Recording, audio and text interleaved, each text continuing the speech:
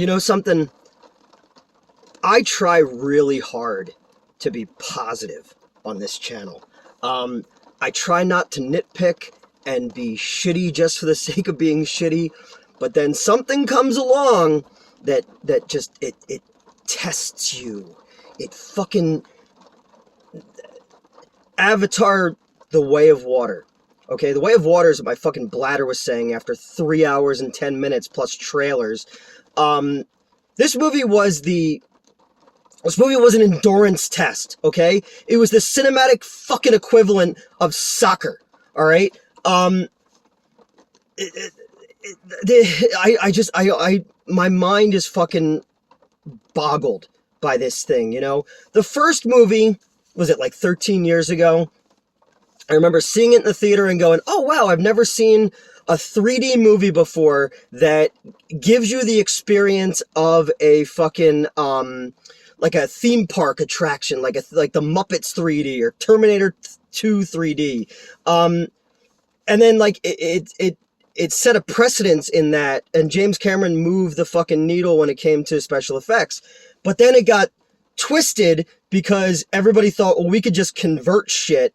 And then you get shit like, Alice in Wonderland, which was one of the ugliest, murkiest fucking movies I've ever seen in my entire life. A couple weeks ago, I was doing a tech job where it was like a high client and it was a closed circuit thing. So my job was literally just to drive the gear to the spot, set it up, and then wait until it was done and then put everything in the car and drive it back. So I had like 5 hours to kill. So I was like, fuck it, I'll bring my laptop and I'll watch movies and I'll fucking write or whatever. And I saw that the first Avatar was on Disney Plus. So I was like, you know what? Yeah, I'll watch it. I haven't seen it since it was in theaters. I don't remember very much of it at all. It's just one of those movies that made a fucking gazillion dollars, but left no impact on pop culture. And I'm watching it and I'm like, wow, this is really dumb. This is like a fucking terrible script, but the visuals are so cool. And then I started to think about it a little bit more and I was like, actually, no, this movie's brilliant. This movie is sheer showmanship and huckstery combined. James Cameron is a fucking, he does everything in a movie, and he started out with Roger Corman, so he learned all about showmanship and all about, selling the sizzle, not the steak. And with all the movies he's done, he's been fucking, focus group to death. So he understood making a movie that dumb people would think was deep and, smart people would go, oh, wow, look at the special effects. Look how far we've progressed. Even the Red Letter Media, when I used to watch them, said that, like, the blue cat people have, like, big, expressive eyes, like a Disney fucking character, so we sympathize with them. And I was like, and looking at that one, and you say, like, fucking, oh, Dances with Smurfs, Fern Gully. That movie was fucking Oscar Wilde-like wordplay compared to this fucking shit. Alright? So, here's a fun game, okay? Take a drink every time somebody says bro or butthole. You will fucking die, alright? Sigourney Weaver comes back as, like, a teenage cat girl, but all she does is fucking rolls her eyes half the movie. So she's Blue Daria, basically, in this movie. We continue on with the fucking white people are terrible. I get that. It's fine. We are, I've been called colonizer before. Fuck it, dude. My family, I still can't spell colonizer, so I don't know what the fuck you're talking about. He rips off scenes from his own movies. The fucking flooded hallway scene in Titanic is in this movie. When Newt falls down the conveyor belt thing into the tunnel is in this movie. He rips off Apocalypse Now when fucking Martin Sheen comes up out of the water. When Jaws leads the boat, that's in this movie. Clearly he's seen Titanic, or he's seen Orca, because that's in this movie. It's like, never reference a better movie in your fucking movie. Everyone with dreadlocks in the movie now looks like the Urukai cosplaying as John Travolta in Battlefield Earth. They redo the fucking scene in The Little Mermaid where Ariel is like chased into the shipwreck by the shark. They do that. They do the fucking story where the mouse pulls the quill out of the lion's paw. Like, that's in there. I'm like, what the fuck is happening? After the first hour, the spectacle wears off on you. All right. After the first hour of going, wow, like the flora and the fauna and the water and the musculature and the veins and everything has moved to a point where it is so much better than the first one. But there's this, even though things look like they have weight to them and texture to them, there's a smoothing over it, so it just fucking looks like a video game cutscene. It is a 3 fucking hour long video game cutscene, alright? And if I didn't spend $24 fucking to see it in IMAX 3D, I'd have fucking bailed! Like, if you're gonna explore this world more, okay?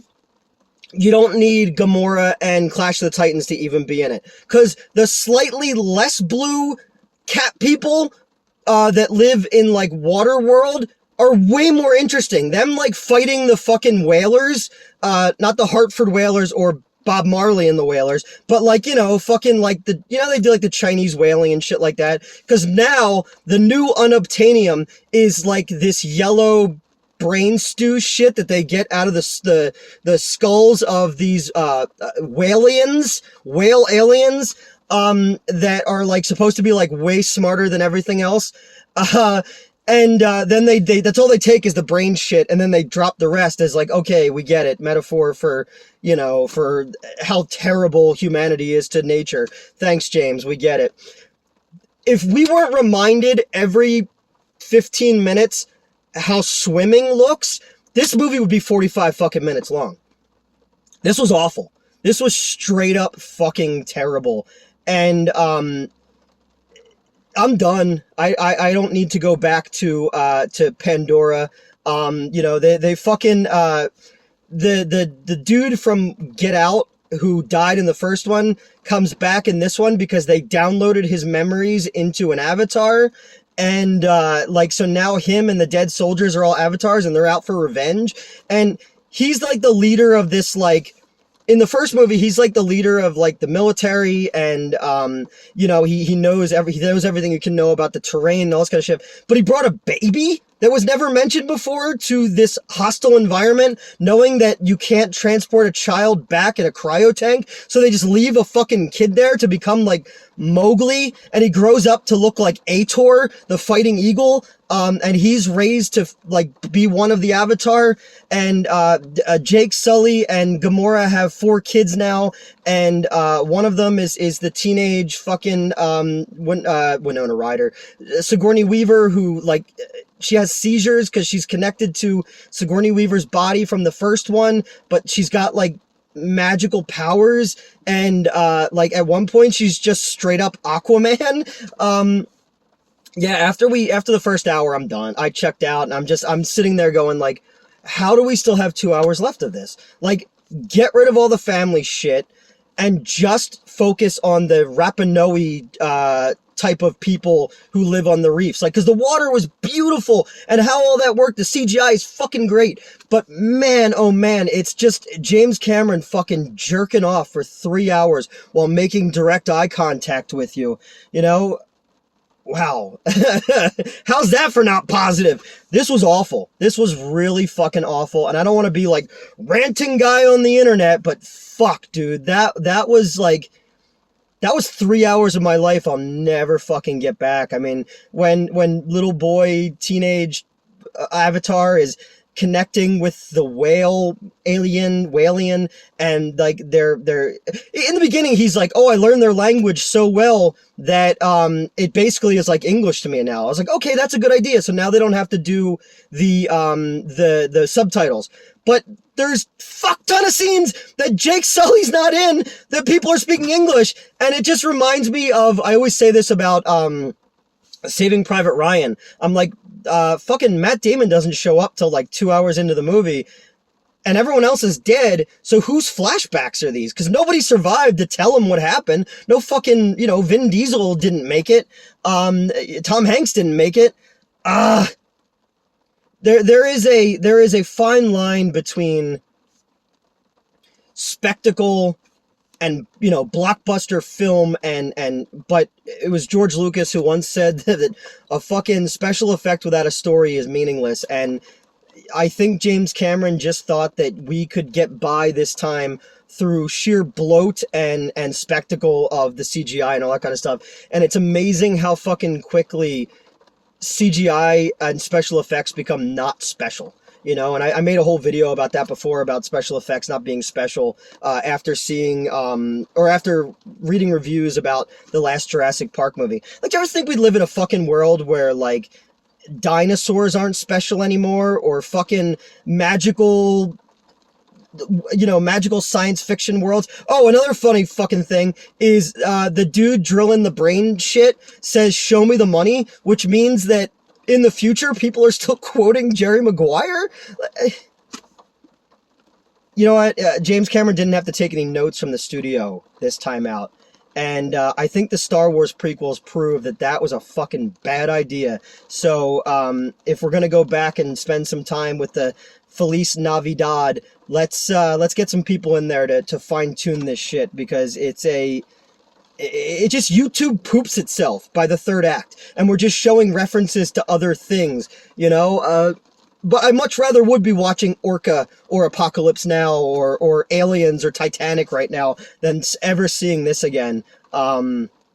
Yeah, if you have my Twitter, go and check my Twitter, because I was the only one in the theater, and I'm like going like, all right, I gotta fill people in on this, because this is fucking terrible. You know, I don't know anymore. I try to be positive. I do. The world's a fucking dumpster fire. It's raining, it's cold, and you go like, I want to go to the movies and enjoy myself. And this was not enjoyable. This was, like I said, it was an endurance test. It's like soccer. It's not fun to watch, and it takes too long. Who said it? I don't remember who said it, but it was like, there are two types of countries. There are countries who are really good at soccer, and there are countries who've been to the moon. James Cameron. All right, that's enough.